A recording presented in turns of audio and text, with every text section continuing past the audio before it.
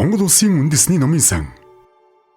Монгол Улсын үндэсний номын сан бол Монголын ард түмний бичиг үсгийн дурсгалыг хадгалах, хамгаалах, баяжуулах, түгээн дэлгэрүүлэх үүрэгтэй байгууллага мөн.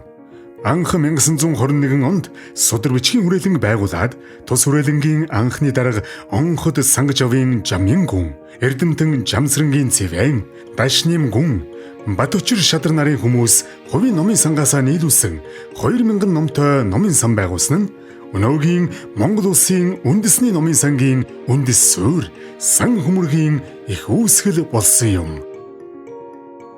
Улмаар Судар бичгийн хүрээлэн улс орон даяар төдийгүй Монгол туурхтан ахан дүүсээсээ хуучин Судар ном данс харааг сурвалжлан цуглуулах ажил өрнүүлж сан хөмөргөө арвижуулан баяжуулж байсан нь эдүүгээ ЮНЕСКОгийн баримтат өв болон Монгол Улсын хосгүй үнэ төвөөр бүртгэгдсэн ховор нандин дурсгалууд сурвалж судлалын их хэрэглэгдэхүүн арвин баялаг сан хөмөрг болон бүрэлдэжээ.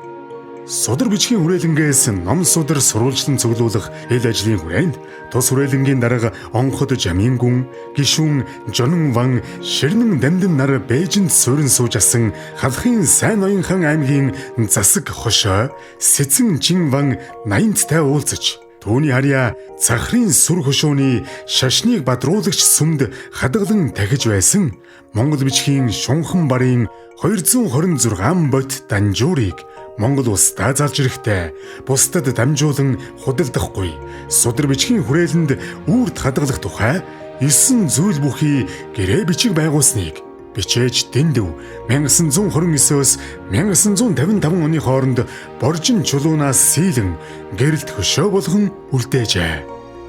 Тус гэрэлт хөшөө эдүүгээ Монгол Улсын үндэсний номын сангийн төв байрны үүдний танхимд залаатай бий бөгөөд 2017 онд ЮНЕСКОгийн Дэлхийн дурсамж хөтөлбөрийн олон улсын баримтат өвийн жагсаалтанд бүртгэгдсэн юм.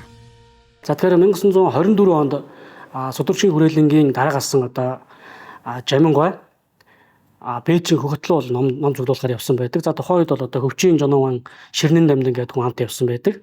За энэ хоёр хүн бол Бээжинд очоод халахын Сэцэн Чин ван 80 гээд ноён болтынд бол хэдэн үеэрээ төвлөө суудсан тийм ноён байж. За тэр хүний гэрт нь хадгалагдчихсэн данжуурын 226 ботыг бол Судар бичгийн хүрээлэндээ өгөөч гэж гуйж айлтгсан байгаа. За тухайн үед бол би ингээд үе дамжиж ирсэн энэхүү ховор нандин шүтэнэ та бүхэнд өгье. Ингэхдээ бол та бүхэнтэй би нэг гэрээ байгуулмаар байна гэд 9 зүйлийн гэрээг бол байгуулсан байж байгаа. За тэрхүү 9 зүйлийн гэрээн дээр бас маш тийм ном соёл, номын түүхтэй холбоотой нарийн бас Монголын анхдагч гэж хэлж болох үст тийм зүйлүүд нэлээд олон байдаг. Тэрний нэг нь бол жишээлх юм бол өөрийнхөө өмчлөлийг бусдад шилж, өмчлөлийн номыг бусдад шилжүүлэхдээ гэрээтэйгээр ингэж өгж исэн нэг бол харж болно. За мөн дээрэс нь тэрхүү номуудыг ингээд дутаах бас ингээд урж гэмтээх юм бол энэ номуудаа бол би буцааж авна шүү гэсэн ийм зүйлүүдийг бол тусгаж өгснөөрийнхөө онцлог ийм хөшөө байдаг. За тэгээд Жамин гой бол яг нийслэл хүрээнд бол энэ хөө номыг тухайн үед бол тээвэрлж авчираад Судар бичгийн хүрээлэндээ тагсан байж байгаа. Судар бичгийн хүрээлэнд авчирсныхаа дараахан яг Судар бичгийн хүрээлэнд ажиллаж исэн Дэндв гэдэг хүнд бол захиалга өгсөн байж байгаа. За тэрхүү Дэндв гэдэг хүн бол тийм арга саам ихтэй аливаа тийм бүтээх боломжгүй ажлуудыг тийм бүтээдэг тийм арга зайлигтай тийм хүн байж. За тэр хүнийг бол чи энэ хүү гайхалтай түүхийн ховор чухал зүйлийг бүтээхэд гар бие оролцоо гэж захиалга өгсөн байж байгаа. Тухайн үед бол Дэндв бол нийслэл хүрээнд оршин сууж исэн хятад тийм чулуучин хүнд очиж хэрхэн энэ хөшөөг сэлэх тухай аргачлалыг бол зааж авсан байж байгаа. За тэгээ энэ бүх хөшөөг бол үндсэндээ бол 24 оноос эхлээд 1950-ад оны үе хүртэл үргэлжлсэн байж байгаа. За яагаад энэ хөшөө ийм олон жил үргэлжлсэн юм бэ гэдэг. Тэгэхээр үндсэндээ бол Дэндв энэ хөшөөг бүтээх гэж өмнө нь бол 2 ч чулууг тээвэрлж авчираад авчрах явцдаа ингээд угуулсан, за мөн сийлжих явцдаа ингээд гэмтээсэн юм тохиолдол байж байгаа. За тэгээ 3 дахь удаа энэ хөшөөг сийлж эхлээд нэг сар орчим ажиллаад тэгээд зогссон байж. За яагаад зогссон бэ гэхээр мань хүн бол буруу аргачлалаар ажиллаад өөрийнх нь бие тавгуулж эхэлсэн байж байгаа. За бөөрөнд нь бол маш их тийм дөрвөлт үүссэн. Тийм учраас алах цүүцээ даахаа байсан юм л да.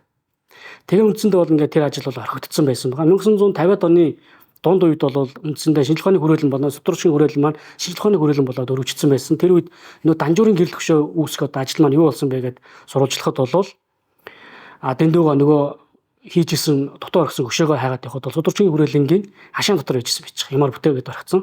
Харин тэрийг ашгүй нэг хаяг байсан байна л да. За тэгээд тэрхүү хөшөөг бол одоо 64 наснда хийж дууснаар үндсэндээ Танжуурын гэрэл хөшөө бол би болж бүтсэн түүхтэй 2000-ад он гарсны дараагаар бол тэгэл ЮНЕСКОгийн өвд бол бүртгүүлсэн байж байгаа. За энэхэд бол хэд хэдэн одоо гол зүйлийг бол чухалчлан авч үзсэн. Тэгэхээр тэр нь үеийнхээр маш олон жилийн хугацаанд одоо бүтээгдсэн хөшөө. За дээрэс нь дахиад одоо монголчуудын одоо хөшөө бүтээх уламжлалаар бүтээсэн хамгийн сүүлийн хөшөө ч гэдэг юм уу те. За шинэ одоо мандсан Монгол улсын хамгийн анхны гэрэл хөшөө гэх мэтлэнгээр ийм олон зүйлүүдийг одоо ингэж чухалчилж авч үзэж энэхүү хөшөөг бол одоо дэлхийн хүндрэлтний өвд одоо ингэ бүртгүүлээд байж байгаа юм аа.